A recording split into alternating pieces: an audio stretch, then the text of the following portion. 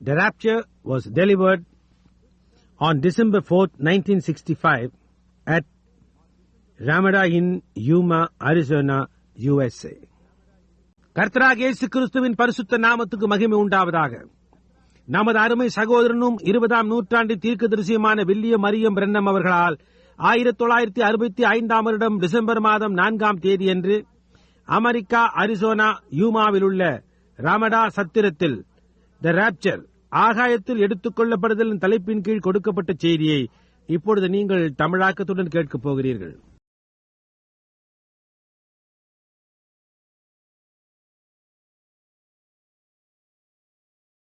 To the church, the bride, ஆனால் மணவாட்டிக்கு சபைக்கு the rapture is a revelation to her. எடுத்துக் கொள்ளப்படுதல் அவளுக்கு ஒரு வெளிப்படுத்தலாய் இருக்கிறது. It's revealed to her. அது அவளுக்கு வெளிப்படுத்தப்படுகிறது. That's a revelation. A true bride of Christ will be waiting for that revelation of the rapture. அந்த வெளிப்பாடு, அதாவது உண்மையான கிறிஸ்துவின் மணவாட்டி எடுத்துக் கொள்ளப்படுதலின் வெளிப்படுத்தப்படுதலுக்காக காத்துக் கொண்டிருப்பாள். Now, it is a revelation. இப்பொழுது அது ஒரு வெளிப்படுத்தப்படுதலாய் இருக்கிறது. For the revelation is faith. ஏனென்றால் வெளிப்படுத்தப்படுதல் என்பது விசுவாசமாய் இருக்கிறது. You cannot have a revelation without it being faith. அது ஒரு விசுவாசமாய் இல்லாமல் நீங்கள் ஒரு வெளிப்பாட்டை பெற்றுக்கொள்ள முடியாது. Faith is a revelation because it's something that's revealed to you. விசுவாசம் ஒரு வெளிப்பாடாய் இருக்கிறது, ஏனென்றால் அது ஏதோ உங்களுக்கு வெளிப்படுத்தப்பட்ட ஒன்றாய் இருக்கிறது. Faith is a revelation. விசுவாசம் ஒரு வெளிப்பாடாய் இருக்கிறது. Faith is something that has been revealed to you like it was to Abraham. விசுவாசமானது ஆபிரகாமுக்கு இருந்தது போன்று அது ஏதோ உங்களுக்கு வெளிப்படுத்தப்பட்ட ஒரு காரியமாய் இருக்கிறது. And they could call anything contrary to what had been revealed to him as though it wasn't so. அதற்கு முரணாயிருந்த எல்லாவற்றையும் அது ஏதோ இல்லாதது போன்று நிராகரிக்க கூடியதாய் இருக்கும். Now faith, that's what faith is the revelation of God. அதுதான் விசுவாசமாகும். விசுவாசம் என்பது தேவனை பற்றின வெளிப்பாடாய் இருக்கிறது. The church is built upon a revelation. சபையானது ஒரு வெளிப்பாட்டின் மேல் கட்டப்பட்டதாய் இருக்கிறது. The whole entire body. முழு சரீரமும் வெளிப்பாட்டின் மேல் கட்டப்பட்டதாய் இருக்கிறது. Here a few weeks ago, I was talking to a fine Baptist minister. இங்கே சில வாரங்களுக்கு முன்னர் நான் ஒரு அருமையான பாப்டிஸ்ட் ஊழியக்காரனோடு பேசிக் கொண்டிருந்தேன். He come up to discuss with me. அவர் என்னுடன் விவாதிப்பதற்காக வந்தார். He said, I like you as a man, but said you're all mixed up. அவர் ஒரு மனிதன் என்ற முறையில் நான் உம்மை நேசிக்கிறேன், ஆனால் நீர் எல்லாம் குழம்பி போயிருக்கிறீர். I said, and I pray you help me get straight down. He said, with the scripture. அப்படியானால் வேத வார்த்தைகளை கொண்டு நீர் என்னை சரிப்படுத்த வேண்டும் என்று நான் சொன்னேன். He said, we'll never be able, Brother Branham, அதற்கு அவர், சகோதரன் பிரண்ணாம், நம்மால் அதை சரிப்படுத்தவே முடியாது. to get the things together till we get every word upon word exactly with the Greek and so forth. அந்த காரியங்களை நாம் ஒன்று கூட்ட வேண்டுமானால் வார்த்தையின் மேல் வார்த்தையாக ஒவ்வொரு வார்த்தையையும் சரியாக கிரேக்க பதம் முதலானவற்றோடு சரியாக நாம் வைத்து பொருத்துமட்டாய் முடியாது என்றார். I said, oh sir, you know better than that. நான் சொன்னேன், ஓ ஐயா, அதை காட்டு நீர் மேலா இருந்திருக்கிறீரே. I said, even in the Nicaea Council, நான் சொன்னேன், நியாசா ஆலோசனை சங்கத்திலும் கூட way back as far as that 300 years from the death of Christ, கிறிஸ்துவின் மரணத்திலிருந்து சுமார் 300 ஆண்டுகளுக்கு முன்னால் அந்த நாளிலிருந்து they were still debating which Greek scholar was right. இன்னமும் எந்த கிரேக்க புலவன் கூறுவது சரி என்று வாரம் நடந்து கொண்டிருக்கிறது. You can know it's a revelation. The whole thing is. நீங்கள் அறிய வேண்டும், அது ஒரு வெளிப்பாடாய் இருக்கிறது. முழு காரியமும் அது ஒரு வெளிப்படுத்துதலாய் இருக்கிறது. He said, I cannot accept revelation. அவர் சொன்னார், வெளிப்படுத்துதலை என்னால் ஏற்றுக்கொள்ள முடியாது என்றார். I said, then how can you accept Christ? நான் சொன்னேன், அப்படியானால் உம்மால் எப்படி கிறிஸ்துவை ஏற்றுக்கொள்ள முடியும் என்று. He said, well, the Bible said, he that believeth this on Jesus Christ has everlasting life. அதற்கு அவர், ஏன் வேதமே கூறுகின்றது இயேசு கிறிஸ்துவை விசுவாசிக்கிறவன் நித்திய ஜீவனை உடையவனாய் இருக்கிறான் என்று. I said, that is true. நான் சொன்னேன், அது உண்மைதான். It also says that no man can call Jesus the Christ only by the revelation of the Holy Ghost that's revealed it to him. அவனுக்கு அது பரிசுத்த ஆவியினால் வெளிப்படுத்தப்பட்டிருந்தால் அன்றி ஒருவனும் இயேசுவை கிறிஸ்து என்று அழைக்க கூடாது என்று வேதம் கூறுகின்றதே என்று பார்த்தீர்களா? There you are, right back around again. Paul's right back to the revelation. It's got to be revealed. அதுதான் காரியம். மீண்டுமாய் சுற்றி வளைத்துக் கொண்டு திரும்பவும் வெளிப்பாட்டிற்கே வந்து விட்டது. அது வெளிப்படுத்துதலாய்த்தான் இருக்க வேண்டும். In the Bible, Cain and Abel didn't have a Bible to read, காயினுக்கும் ஆபேலுக்கும் படிப்பதற்கென்று அவர்களிடம் ஒரு வேதாகமம் இருக்கவில்லை. but it was revealed to Abel by faith, which is a revelation. ஆனால் அது விசுவாசத்தினால் ஆபேலுக்கு வெளிப்படுத்தப்பட்டதா இருக்கிறது. அந்த விசுவாசம் ஒரு வெளிப்பாடா இருக்கிறது. Abel offered unto God a more excellent sacrifice than that of Cain, ஆபேல் காயினை காட்டிலும் ஒரு மேலான பலியை தேவனுக்கு செலுத்தினான். which God testified that he was righteous. அதனால் அவர் நீதிமான் என்று கர்த்தரே சாட்சி பகன்றார். When Jesus was at here, Matthew 16, 17, and 18. மத்தேயு 16, 16, 17, 18 இயேசு இதை கேட்டபோது, We haven't time to read it, but if you want to write it down. அதை வாசிக்க இப்பொழுது நமக்கு நேரமில்லை. ஆனால் வேண்டுமானால் நீங்கள் அதை எழுதி கொள்ளலாம். He said, who does man say I, the Son of Man, am? மனுஷகுமாரனாகிய என்னை யார் என்று சொல்லுகிறார்கள் என்று அவர் கேட்டார். One of them said, you're Moses or Elias or someone. அவர்களில் ஒருவன் நீர் மோசே, எலியா அல்லது யாரோ ஒருவர் என்றார்கள். He said, but who do you say I am? He said, thou art the Christ, the Son of the living God. அவர் அதற்கு, ஆனால் நீங்கள் என்ன யார் என்று சொல்லுகிறீர்கள் என்று கேட்டார். அதற்கு அவன், நீர் ஜீவனுள்ள தேவனுடைய குமாரனாகிய கிறிஸ்து என்றார். He said, blessed art thou, Simon, son of Jonas, for flesh and blood has not revealed this to you. அதற்கு அவர், யோனாவின் குமாரனாகிய சீமோனே, மாம்சமும் இரத்தமும் இதை உனக்கு வெளிப்படுத்தவில்லை. My Father which is in heaven has revealed this to you. பரலோகத்தில் இருக்கிற என் பிதா இதை உனக்கு வெளிப்படுத்தினார்.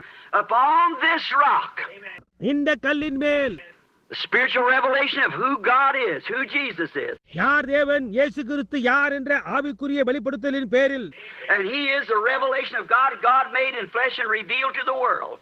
இயேசு தேவனின் வெளிப்படுத்தலாய் இருக்கிறார். தேவனை மாம்சமாக ஆக்கி உலகத்துக்கு வெளிப்படுத்தினார். He was in the world, God was in Christ, reconciling the world to himself. அவர் உலகத்தில் இருந்தார். தேவன் இயேசு கிறிஸ்துவுக்குள்ளாக இருந்து கொண்டு இந்த உலகத்தை தம்மோடு ஒப்புரவாக்கி, Revealing what God was in a body of flesh. மாம்சமான சரீரத்தில் தேவன் என்னவா இருந்தார் என்பதை வெளிப்படுத்திக் கொண்டிருந்தார். Thou art the Christ, the anointed one, the Son of God. நீர் தேவனுடைய குமாரனாகிய அபிஷேகம் பண்ணப்பட்ட கிறிஸ்துவாய் இருக்கிறீர். He said, flesh and blood never revealed this to you, அவர் சொன்னார், மாம்சமும் இரத்தமும் இதை உனக்கு வெளிப்படுத்தவில்லை. but my Father which is in heaven has revealed this to you. Upon this rock I'll build my church. ஆனால் பரலோகத்தில் இருக்கிற என் பிதா இதை உனக்கு வெளிப்படுத்தினார். இந்த கல்லின் மேல் நான் என் சபையை கட்டுவேன். The revelation of the word in its season. அந்தந்த காலத்தின் வார்த்தையின் வெளிப்படுத்தலின் பேரில், I'll build my church and the gates of hell cannot prevail against it. நான் என் சபையை கட்டுவேன், பாதாளத்தின் வாசல்கள் அதை மேற்கொள்வதில்லை என்று சொன்னார். The book of the Revelations is the last book of the Bible. வெளிப்படுத்தின விசேஷம் வேதாகமத்தின் கடைசி புத்தகமாய் இருக்கிறது. It's sealed to unbelievers. அவிசுவாசிகளுக்கு அது முத்திரிக்கப்பட்ட ஒன்றாய் இருக்கிறது. In there the Bible says in 22nd chapter, அதற்குள்ளாக வேதம் 22ஆம் அதிகாரத்தில், whosoever shall take one word from it or add one word to it, I'll take his part from the book of life. ஒருவன் இவைகளோடு ஒரு வார்த்தையை கூட்டினாலும் இவைகளிலிருந்து ஒரு வார்த்தையை எடுத்து போட்டாலும் ஜீவ புஸ்தகத்திலிருந்து அவனுடைய பங்கை நான் எடுத்து போடுவேன் என்று சொல்லுகிறது. We realize that then it was altogether given for believers. அப்படியானால் அது முற்றிலுமாக விசுவாசிகளுக்கு மட்டும்தான் கொடுக்கப்பட்டிருக்கிறது என்பதை நாம் உணர்கிறோம். And it opens the book of Revelations and reveals who the author of this entire book is. அது வெளிப்படுத்தின புத்தகத்தை திறந்து அந்த முழு புத்தகத்தின் ஆக்கியோன் யார் என்பதை வெளிப்படுத்துகிறது. He used to look upon as Alpha and Omega. அவர் அல்பா ஒமேகா என்பவராக, From Genesis to Revelations. ஆதியாகமம் முதல் வெளிப்படுத்தின விசேஷம் மட்டுமாக நோக்கி பார்க்க வேண்டியவராயிருக்கிறார். Jesus Christ, just the same, right straight through. இயேசு கிறிஸ்து வயத்தின் ஊடாகவும் அதே மாறாதவராக இருந்து கொண்டு, And reveals his complete mystery of himself and his plans for his church ages that's to come. அவருடைய முழு ரகசியத்தையும் வர இருக்கின்ற காலங்களின் ஊடாக உள்ள அவருடைய சபை காலங்களுக்கான அவருடைய திட்டங்களையும் வெளிப்படுத்துகிறார். And was sealed in there by 7 seals. அவைகளை 7 முத்திரைகளால் முத்தரித்து வைத்திருக்கிறார். Now the book was written, புத்தகமானது எழுதப்பட்டாயிற்று. but then remember it was sealed with 7 seals. ஆனால் அது 7 முத்திரைகளால் முத்திரிக்கப்பட்டிருக்கிறது என்பது நினைவிருக்கட்டும். And these 7 seals was not to be opened, Revelations 10, வெளிப்படுத்தல் 10 இந்த 7 முத்திரைகளும் until the sounding of the last earthly angel on earth. Revelations 10:7. வெளிப்படுத்தல் 10:7 பூமிக்குரிய 7வது தூதனின் சத்தம் வருமட்டாய் திறக்கப்படக்கூடாததாய் இருக்கிறது.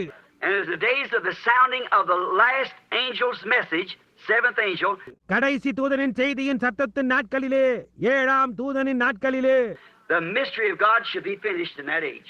அந்த காலத்திலே தேவ ரகசியம் நிறைவேறும். And that's the age that we're living in. அந்த காலத்தில் தான் நாம் ஜீவித்துக் கொண்டிருக்கிறோம்.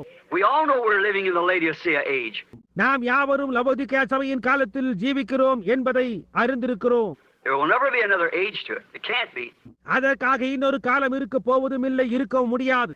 So we're living in the Laodicea age. எனவே நாம் லவோதிக்கேயா சபையின் நாட்களில் ஜீவித்துக் கொண்டிருக்கிறோம். And these 7 seals that held that book as a mystery to people should be open at that day. இந்த 7 முத்திரைகளையும் தன்னகத்தே கொண்ட ஜனங்களுக்கு ஒரு ரகசியமாக இருக்கிறது இந்த புத்தகம். அந்த நாளிலே அது திறக்கப்பட வேண்டும். That's what he promised. அதைதான் அவர் வாக்களித்திருக்கிறார். Now it won't be nothing outside the word because you can't add to the word or take from the word. அது வார்த்தைக்கு புறம்பே இருக்காது. ஏனென்றால் அந்த வார்த்தையோடு கூட்டவோ அல்லது அந்த வார்த்தையிலிருந்து குறைக்கவோ உங்களால் முடியாது. It's got to remain always the word. அது எப்பொழுதும் வார்த்தையாகவே இருக்க வேண்டும். But the revelation is to reveal the truth of ஆனால் வெளிப்படுத்தலானது அதனுடைய உண்மையையும் what it is to make it fit with the rest of Scripture. அது என்னவென்றும் மற்ற வேத வார்த்தைகளோடு பொருந்துமாயும் வெளிப்படுத்தப்பட வேண்டும். And then God vindicates that to be the truth. அதற்கு பின்னர் அது சத்தியம் என்று தேவன் அதை ரூபகாரப்படுத்துவார். See, God don't need no interpreter. பாருங்கள், தேவனுக்கு ஒரு வியாக்கியானி அவசியமில்லை. He's his own interpreter. அவரே அவருடைய சொந்த வியாக்கியானியா இருக்கிறார். He does his own interpretation by bringing to pass the things that he said would happen. சம்பவிக்கும் என்று அவர் கூறின காரியங்களை நிறைவேறச் செய்வதன் மூலம் அவருடைய சொந்த வியாக்கியானத்தை அவர் செய்கிறார். Like in the beginning he said, "Let there be light." And there was light. ஆதியில் நடந்தது போலவே, அதாவது வெளிச்சம் உண்டாக கடவது என்று அவர் சொன்னார். அங்கே வெளிச்சம் உண்டாயிற்று. I don't need any interpretation. It was vindicated. அதற்கு ஒரு வியாக்கியானம் அங்கே அவசியமில்லை, அது நிரூபிக்கப்பட்டாயிற்று. Now he promised certain things in this last day in the Scripture. இந்த கடைசி நாட்களுக்கு என்று குறிப்பிட்ட காரியங்களை தேவன் வேத வாக்கியங்களில் வாக்களித்திருக்கிறார். Well, there it was. That's how Jesus was the Son of God. ஏன் அதோ இருக்கிறது, அது அந்த விதமாகத்தான் இயேசு தேவகுமாரனாய் இருந்தார். He promised to send him. அவரை அனுப்புவதாக அவர் வாக்களித்திருந்தார். When he was in his days here on earth and the people couldn't believe him, he said, "Search the Scripture." அவருடைய நாட்களில் அவர் பூமியின் மேல் இருந்தபோது ஜனங்களால் விசுவாசிக்க கூடாமற் போன போது அவர் சொன்னார், வேத வாக்கியங்களை ஆராய்ந்து பாருங்கள் என்று. For in them you think you have eternal life, and they that testify of me. அவைகளால் உங்களுக்கு நித்திய ஜீவன் உண்டென்று எண்ணுகிறீர்களே, என்னை குறித்து சாட்சி கொடுக்கிறவைகளும் அவைகளே. If I do not the works of my Father, then believe me not. என் பிதாவின் கிரியைகளை நான் செய்யாதிருந்தால் நீங்கள் என்னை விசுவாசிக்க வேண்டியதில்லை. But if you can't believe me, believe the works that I do, because they testify who I am. ஆனால் உங்களால் என்னை விசுவாசிக்க கூடாமற் போனால் நான் செய்யும் கிரியைகளை விசுவாசியுங்கள், ஏனெனில் நான் யார் என்று அவைகள் சாட்சி பகருகின்றன என்று கூறினார். Well then, in Wesley's age, the works that he did testified who he was. சரி, அப்படியானால் வெஸ்லியின் காலத்தில் அவன் செய்த கிரியைகள் அவன் யார் என்பதை சாட்சி பகிர்ந்தது. In Luther's age, on the Reformation, லூத்தரின் சீர்திருத்த காலத்தில் well, sure testified who he was. ஏன் அவன் யார் என்பதை அது நிச்சயமாகவே சாட்சி பகிர்ந்தது. In the days of the Pentecostals, பெந்தேகோஸ்துகளின் நாட்களில் the restoring back of the gifts, the restoration of the gifts, வரங்களை திருப்பி அளித்தல், வரங்கள் திருப்பி அளிக்கப்படுதல், speaking in tongues and casting out devils and the gifts. அந்நிய பாஷைகளில் பேசுதல், பிசாசுகளை துரத்துதல், வரங்கள் திருப்பி அளிக்கப்பட்டன. Why, testified. There was no joke about it. இவைகள் சாட்சி பகிர்ந்தன, அதை குறித்து எந்த வேடிக்கையும் இல்லை. People said, when they first raised up, I read the books on the history of Pentecost. ஜனங்கள் சொன்னார்கள், முதலாவதாக அது எழும்பின போது பெந்தேகோஸ்தின் சரித்திரத்தை பற்றின புத்தகங்களை நான் வாசித்திருக்கிறேன். They said it can't last long, it'll burn down. It's still burning. Why? அவைகள் அது அதிக காலம் நீடிக்காது, அது எரிந்து போம் என்று கூறுகிறது. அது இன்னமும் எரிந்து கொண்டே இருக்கிறது. It's because you'll never put it out. காரணம் என்னவென்றால் உங்களால் அதை அணைத்து போட முடியாது. God said it would be there. அது இருக்கும் என்று தேவன் கூறியிருக்கிறார். It's that portion of the word. அது வார்த்தையின் அந்த பகுதியாய் இருக்கிறது.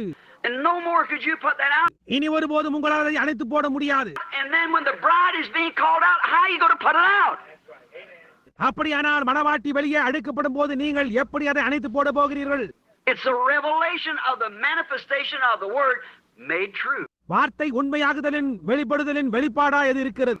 And we're living in that day. Praise be to God. நாம் அந்த நாட்களில் ஜீவித்துக் கொண்டிருக்கிறோம். தேவனுக்கு ஸ்தோத்திரம் உண்டாவதாக. The revelation of the mystery of himself.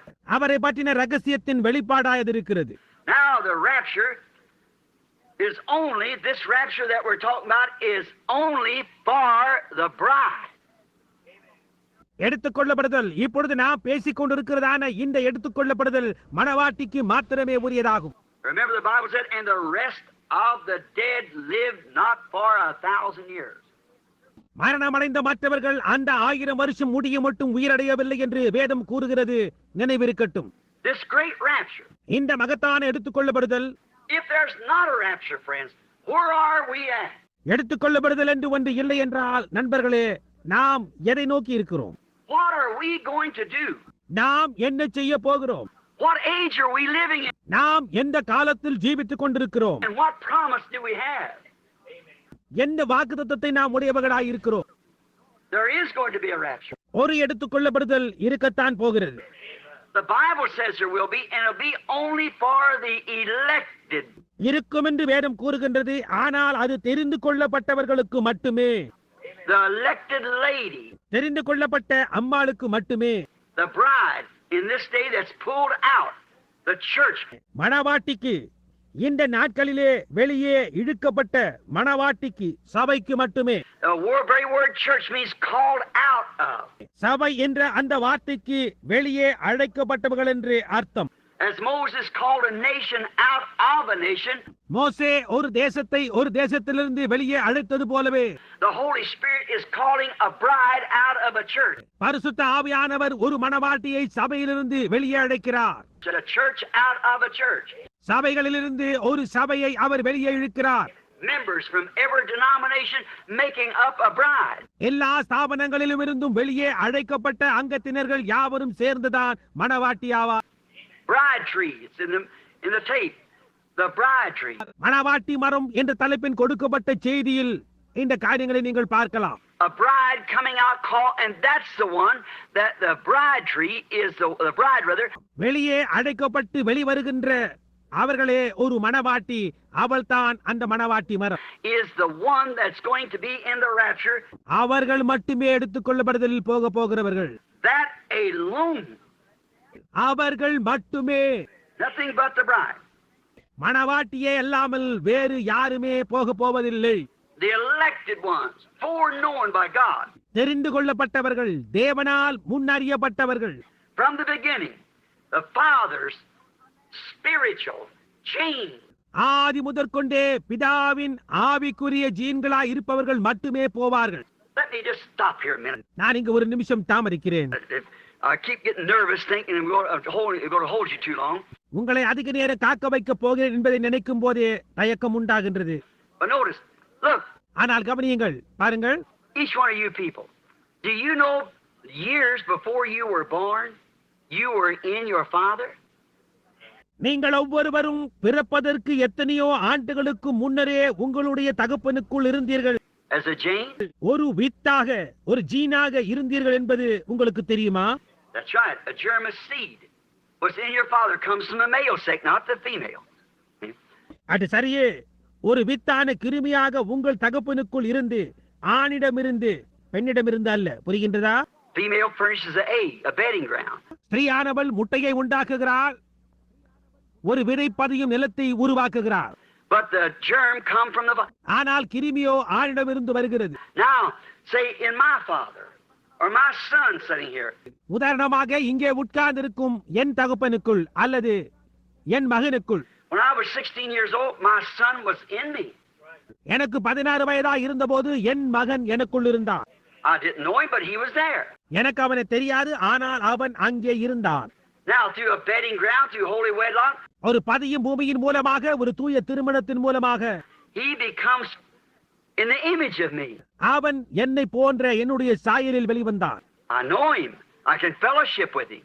இப்பொழுது அவனை நான் அறிவேன். என்னால் அவனோடு ஐக்கியம் கொள்ள முடியும். And he comes just at the time when it's the right time. அவனுக்கு சரியான நேரம் வந்தபோது அந்த சரியான நேரத்தில் அவன் வெளிவந்தான். Now, so were you in, if you've got eternal life. உங்களிடம் நித்திய ஜீவன் இருக்குமானால் உங்களுடைய காரியங்களும் அவ்வாறே இருக்கும். You were in God before there ever was a world. உலகம் என்று ஒன்று இருப்பதற்கு முன்னதாகவே நீங்கள் தேவனில் இருந்தீர்கள். You are a son of God, an attribute of God. நீங்கள் ஒரு பகுதியாய், ஒரு தேவகுமாரனாய், தேவனுடைய ஒரு தன்மையாய் இருந்தீர்கள். He knew the very age you were coming. நீங்கள் வருகின்றதான அந்த வருஷத்தை அவர் அறிந்திருந்தார். He predestinated you to that age to take that place, and no one else can take it. அந்த ஸ்தானத்தை நீங்கள் எடுக்கும்படியாய் அந்த காலத்துக்கென்று அவர் உங்களை முன்குறித்தார். வேறு யாராலும் அதை எடுக்க முடியாது. Care how many impersonations and things you've got to be there because he knew you'd be there. எத்தனை விதமான போலிகள் உண்டாயிருந்தாலும் சரி, நீங்கள் அங்கு இருந்தாக வேண்டும், ஏனெனில் நீங்கள் எங்கே இருப்பீர்கள் என்று அவர் அறிந்திருந்தார். Now you are made manifest. இப்போது நீங்கள் ஒரு உருவமாய் வெளிப்பட்டாயிற்று. Now you can fellowship with him. That's what he wants. இப்போது உங்களால் அவரோடு ஐக்கியம் கொள்ள முடியும். அதைதான் அவர் விரும்புகிறார். He's longing for fellowship. அவர் ஐக்கியத்துக்காக காத்துக் கொண்டிருக்கிறார். To be worshipped. ஆராதிக்கப்படும்படி காத்துக் கொண்டிருக்கிறார். But if your life ஆனால் உங்களுடைய ஜீவியமோ did not always was as an attribute in God, எல்லா நேரத்திலும் ஒரு தேவனுடைய தன்மையா இருக்கிறதில்லை. you're just a mimic of Christianity. கிறிஸ்தவ மார்க்கத்தின் ஒரு நடிகனாய் இருக்கின்றாய். There'll be millions and billions of them. புரிகின்றதா? அப்படிப்பட்டவர்கள் கோடான கோடி பேர்கள் இருக்கிறார்கள். They'll just be mimics of Christianity. அவர்கள் கிறிஸ்தவ மார்க்கத்தின் நடிகர்கள். A remark that I made just recently. சமீபத்தில் நான் ஒன்றை குறிப்பிட்டேன். I was watching Brother Demas Shakarian over there when they was having high-breeding cattle. நான் சகோதரன் டீமஸ் ஷிகேரியன் என்பவருடன் கால்நடை கலப்பு இனச் சேர்க்கை உற்பத்தியை நான் கவனித்துக் கொண்டிருந்தேன். Watch the test tubes and so forth. Been taken in by doctors and watching these things. பரிசோதனை குழாய்கள் இன்னும் மற்ற காரியங்களையும் வைத்தியர்கள் உள்ளே கொண்டு வந்தபோது இந்த காரியங்களை எல்லாம் கவனித்துக் கொண்டிருந்தேன். In the literal discharge of the male, ஆணிலிருந்து வெளிவரும் ஸ்கலிகத்தில் there's somewhat 1 million germs comes forth from the male at each time. ஒவ்வொரு முறையும் லட்சக்கணக்கான கிருமிகள் ஆணிலிருந்து வெளிவருகின்றது. And somewhat 1 million eggs comes from the female at the same time. அதே நேரத்தில் ஒரு ஸ்திரீயிடத்திலிருந்து லட்சக்கணக்கான முட்டைகள் வெளிவருகின்றது. But did you know in all them little germs moving around, 1 million of them, ஆனால் அப்படி ஊர்ந்து கொண்டிருக்கின்ற அந்த லட்சக்கணக்கான கிருமிகளுக்குள் there's only one of them ordained to life? ஒன்றே ஒன்றுதான் ஜீவனுக்கென்று நியமிக்கப்பட்டிருக்கிறது. And there's only one egg fertile? ஒரே ஒரு முட்டை தான் வளமுள்ளதாக இருக்கிறது என்பது உங்களுக்கு தெரியுமா? And that little germ will crawl right through every one of them other little germs, right over the top of every little germ looking just like him. அந்த முன் நியமிக்கப்பட்ட கிருமியானது அதை போன்ற மற்ற கிருமிகள் மேல் ஏறி நகர்ந்து கொண்டே போய் Come over the top of that and come over here and find that fertile egg and crawl into it. அந்த வளமான முட்டையின் மேல் ஏறி அதற்குள்ளாக ஊர்ந்து உள்ளே போய்விடுகிறது. And then all the rest of them die. அதற்கு பின்னர் மற்ற யாவும் மரித்து போய்விடுகிறது. Well, talk about the virgin birth, ஏன் கன்னி பிறப்பை எடுத்துக் கொள்ளுங்கள். which not half is mystery, is a physical birth. சரீர பிரகாரமான பிறப்பை போன்று பாதி வியப்பாய் கூட இல்லையே. How it's foreordained, predestinated by God. அது எப்படியாய் முன் நியமிக்கப்பட்டு தேவனால் முன்குறிக்கப்பட்டிருக்கிறது. Now, in the beginning, way back, ஆதியிலே காலத்திற்கு முன்னால், way years ago, before there was a time began, காலம் என்று வந்து துவங்குவதற்கு அநேக வருஷங்களுக்கு முன்னர், if you are a born again Christian tonight, you were in God then your Father. இன்றிரவு நீங்கள் மறுபடியும் பிறந்த கிறிஸ்துவனாய் இருப்பீர்களானால் நீங்கள் அப்போதே தேவனுக்குள் உங்கள் பிதாவுக்குள் இருந்தீர்கள். That's why when you come into this life here and profess Christianity, everything going wrong, you wonder why this isn't all this. அந்த காரணத்தினால் தான் நீங்கள் இங்கே பூமிக்கு வந்து கிறிஸ்தவர்கள் என்று உங்களை சொல்லிக் கொள்ளும் போது எல்லா காரியங்களும் தவறாக போகின்றது. நீங்களும் ஏன் இதெல்லாம் தவறாக நடக்கின்றது என்று ஆச்சரியப்படுகிறீர்கள். You wondered at it. அதை குறித்து நீங்கள் வியப்படுகிறீர்கள். But one day something struck you. ஆனால் ஒரு நாள் ஏதோ உங்களை சந்தித்தது. What was it? That life. அது என்ன? அந்த ஜீவன். That was down in there from the beginning. ஆதியில் இருந்ததான அந்த ஜீவனே அது. And a little story about the eagle finding its mother finding the eagle. தன்னுடைய குஞ்சை தேடி அலைந்து கண்டுபிடித்த என் கழுகின் கதை. You've heard me preach on that. நான் அதை பிரசங்கிக்க நீங்கள் அதை கேட்டிருக்கிறீர்கள். How that little eagle was hatched under a hen. எப்படியா இந்த சிறிய கழுகானது கோழியின் அவயவத்தில் பொரிந்தது என்று. But her habits of trying to feed them chickens. கோழி குஞ்சுகளுக்கு ஆகாரம் கொடுக்கப்பட்ட கோழியை கையாளும் பழக்க வழக்கங்கள். The little eagle couldn't stomach it because he wasn't a chicken to begin with. இந்த சிறிய கழுகு குஞ்சினால் அந்த ஆகாரத்தை சாப்பிட முடியவில்லை, ஏனென்றால் அதன் துவக்கத்திலிருந்தே அது ஒரு கோழி குஞ்சு அல்ல. Yet he was in the pen with the chickens and followed the chickens. இருப்பினும் அது அந்த கோழி கூண்டிலே கோழி குஞ்சுகளோடும் அவைகளை பின்தொடர்ந்து கொண்டும் இருந்தது அந்த கழுகு குஞ்சு. But she'd scratch in the barnyard and things, and the little eagle couldn't stand it. ஆனால் பெட்டை கோழியானது நிலக்கலத்தை கால்களால் கிளறி ஆகாரம் புசிக்கும், கழுகு குஞ்சுக்கோ அது பிடிக்கவே பிடிக்காது. But every time she would cluck and everything, all the little chickens go, so he'd go too. ஆனால் ஒவ்வொரு முறை பெட்டை கோழி கொக்கரிக்கும் போதும் கோழி குஞ்சுகள் அதனண்டை ஓடும், எனவே இதுவும் போகத்தான் வேண்டி இருந்தது. But one day his mother knew that she had laid 2 eggs. ஆனால் ஒரு நாள் அந்த தாய் கழுகானது தான் 2 முட்டைகள் இட்டது என்பதை அறிந்திருந்தது. Not one. ஒரே ஒரு முட்டை அல்ல, There had to be another one somewhere. எனவே இன்னொரு முட்டை வேறு எங்கேயோ இருக்க வேண்டும். She went to hunt it. அந்த தாய் கழுகு அதை தேட துவங்கினாள். Flying around, circling. Finally, she come over the barnyard and she found her baby. அந்த தாய் கழுகு சுற்றி சுற்றி பறந்து போய் முடிவிலே தானிய களஞ்சியத்தின் மேல் பறந்து அதன் குஞ்சை அது கண்டுபிடித்தது.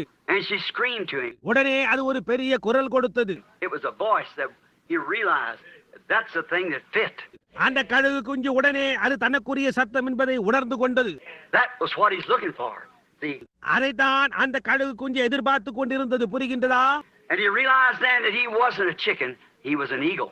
உடனே தான் ஒரு கோழி குஞ்சல்ல, தான் ஒரு கழுகு என்ற உணர்வு அதற்கு உண்டானது.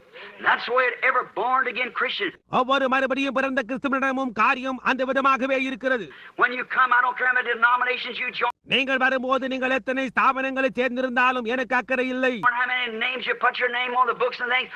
எத்தனை பெயர்கள் அந்த புத்தகங்களில் எழுதியிருந்தாலும் எனக்கு அக்கறை இல்லை. When that real word of God is vindicated and made true before you like that, you realize you're an eagle right there.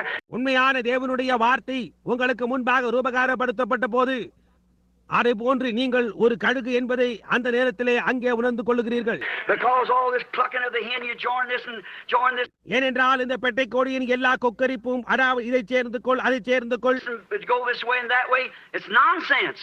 இந்த வழியாய் போ அந்த வழியாய் போ என்பதெல்லாம் அர்த்தமற்றதாயிருக்கிறது. It's a genuine adding word to word. அது ஒரு அசலான வார்த்தையோடு வார்த்தையை கூட்டுகின்றதா இருக்கிறது. When a germ comes into the womb of the female, it don't take. ஒரு கிருமியானது ஒரு பெண்ணின் கர்ப்பப்பைக்குள் வரும்போது உடனே அது உருவமெடுப்பதில்லை. You didn't become a human germ from your father. தகப்பனிடமிருந்து வந்த நீங்கள் ஒரு மானிட கிருமியாய் ஆவதில்லை. And then the next thing you become a germ from a dog. அடுத்து நடக்கின்ற காரியம் நீங்கள் நாயிடமிருந்து வந்த கிருமியாய் ஆகிறீர்கள். And the next thing from a cat, and the next thing from a chicken. அடுத்தது ஒரு பூனையிடமிருந்து வந்ததாகிறீர்கள். அதற்கு அடுத்தது ஒரு கோழி குஞ்சிலிருந்து வந்ததாகிறீர்கள். Is all human germ.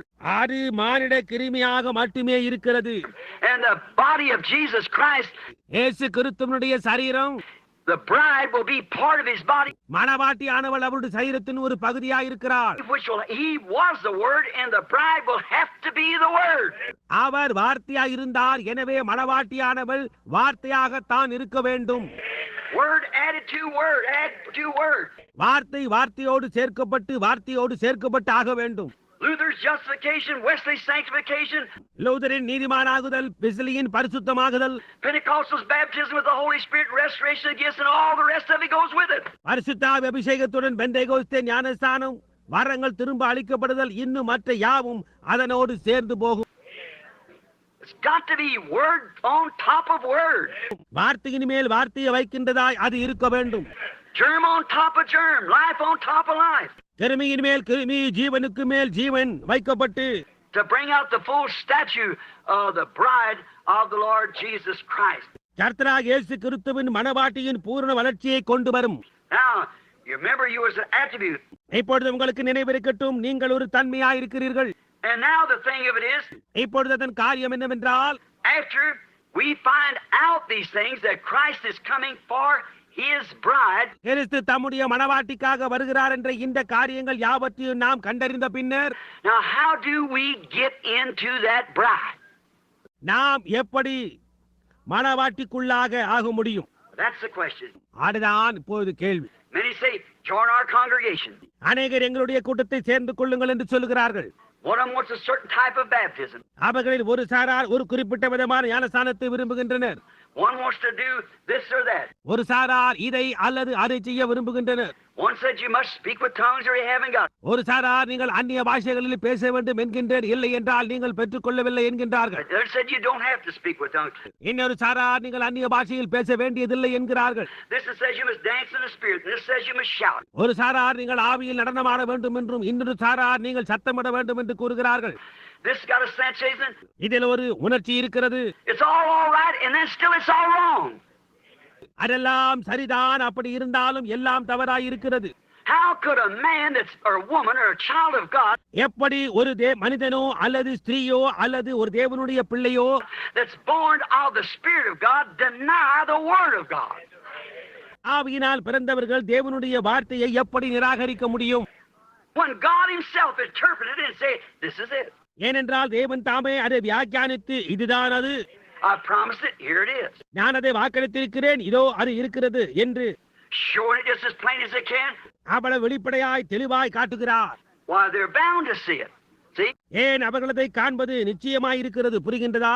How could Christ deny His own word? If Christ is in you, He can't deny His own word. கிறிஸ்து எப்படி தம்முடைய சொந்த வார்த்தையை மறுதலிக்க முடியும்? கிறிஸ்து உங்களுக்குள் இருப்பாரானால் அவருடைய சொந்த வார்த்தையை அவரால் மறுக்க முடியாது. Then how do we get into this body? அப்படியானால் நம்மால் எப்படி அந்த அவருடைய சரீரத்துக்கு உள்ளாக முடியும்? 1 Corinthians 12, by one Spirit we're all baptized into this body. 1 கொரிந்தியர் 12 எல்லாரும் ஒரே ஆவியினாலே இந்த சரீரத்திற்குள்ளாக ஞானஸ்நானம் பண்ணப்பட்டோம். By one Holy Spirit baptism. ஒரே பரிசுத்த ஆவியின் ஞானஸ்நானத்தினாலே. Now, if you want to put that down, that's 1 Corinthians 12:13. நீங்கள் அதை குறித்துக் கொள்ள வேண்டுமானால் 1 கொரிந்தியர் 12:13. And by one Spirit we are all baptized. எல்லாரும் ஒரே ஆவியினாலே ஞானஸ்நானம் பண்ணப்பட்டோம். And the Spirit is the life of Christ. Is that right? ஆவியினால் என்பது கிறிஸ்துவின் ஜீவனாய் இருக்கிறது, அது சரிதானே? The life of Christ and the life of any seed which He was, the word seed brings the seed to life. கிறிஸ்துவனுடைய ஜீவன், எந்த within ஜீவனும் அவரே வார்த்தை வித்தாய் இருந்து வித்தை ஜீவனுக்குள் கொண்டு வருகிறார். You get it? உங்களுக்கு அது புரிகின்றதா?